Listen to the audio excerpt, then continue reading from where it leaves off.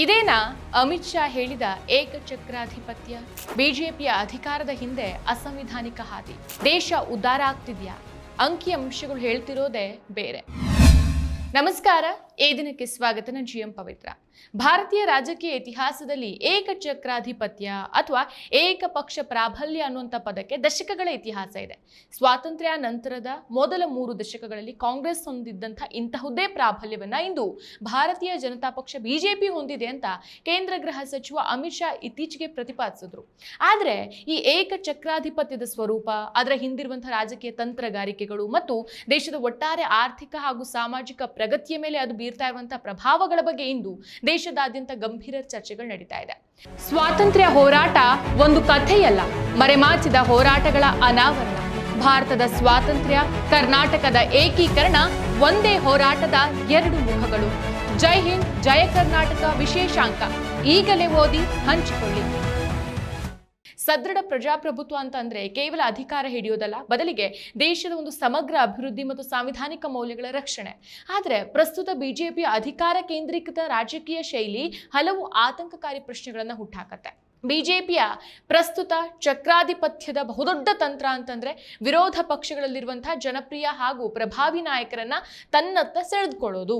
ಈ ಪ್ರಕ್ರಿಯೆಯಲ್ಲಿ ವಿರೋಧ ಪಕ್ಷದಲ್ಲಿದ್ದಾಗ ಯಾರ ಮೇಲೆ ಭ್ರಷ್ಟಾಚಾರದ ಗಂಭೀರ ಆರೋಪಗಳನ್ನು ಬಿಜೆಪಿ ಮಾಡಿತ್ತೋ ಅದೇ ನಾಯಕರು ಬಿಜೆಪಿ ಸೇರಿದ ತಕ್ಷಣ ಶುದ್ಧ ಹಸ್ತರಾಗಿ ಹೊರಹೊಮ್ಮುತ್ತಾರೆ.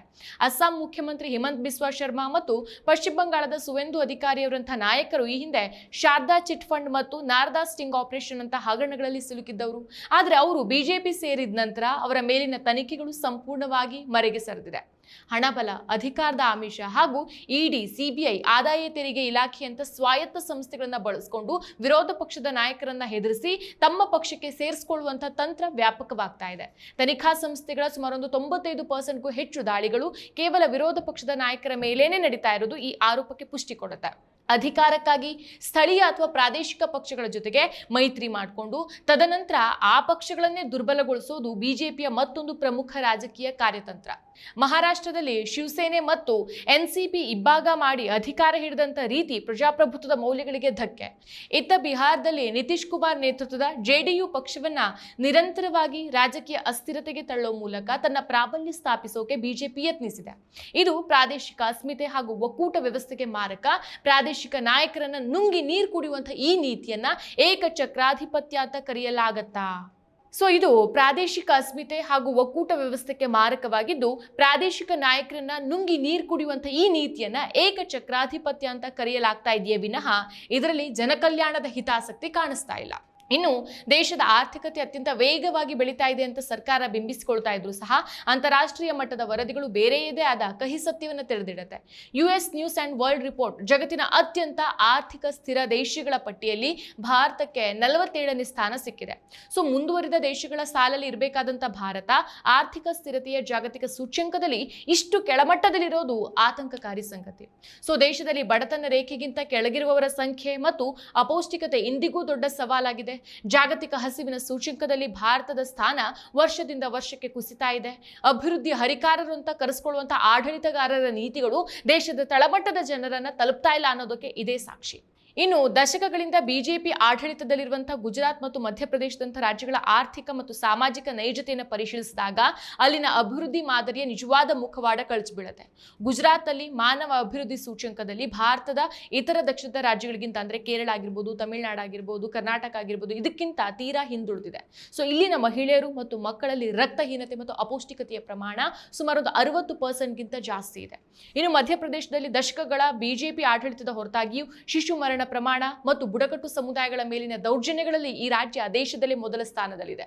ಇನ್ನು ಮಹಾರಾಷ್ಟ್ರದಲ್ಲಿ ಇತ್ತೀಚಿನ ರಾಜಕೀಯ ಅಸ್ಥಿರತೆಯಿಂದಾಗಿ ಬೃಹತ್ ಉದ್ಯಮಗಳು ನೆರೆ ರಾಜ್ಯಗಳಿಗೆ ಸ್ಥಳಾಂತರಗೊಳ್ತಾ ಇದ್ದು ರೈತರ ಆತ್ಮಹತ್ಯೆ ಸರಣಿ ಇಂದಿಗೂ ಮುಂದುವರೆದಿದೆ. ಅಂಕಿ ಅಂಶಗಳನ್ನು ಅವಲೋಕಿಸಿದಾಗ ಬಿಜೆಪಿಯ ಅಭಿವೃದ್ಧಿ ಮಾದರಿ ಕೇವಲ ಕೆಲವು ಉದ್ಯಮಿಗಳ ಕೇಂದ್ರೀಕೃತ ಬೆಳವಣಿಗೆಯಾಗಿದೆಯೇ ಹೊರತು ಸಮಗ್ರ ಮಾನವ ಸಂಪನ್ಮೂಲದ ಅಭಿವೃದ್ಧಿ ಅಲ್ಲ ಅನ್ನೋದು ಸ್ಪಷ್ಟವಾಗುತ್ತೆ. ಇನ್ನು ಪ್ರಜಾಪ್ರಭುತ್ವದಲ್ಲಿ ಮುಕ್ತ ಮತ್ತು ನ್ಯಾಯಸಮ್ಮತ ಚುನಾವಣೆಗಳು ಅತ್ಯಂತ ಪವಿತ್ರವಾದದ್ದು.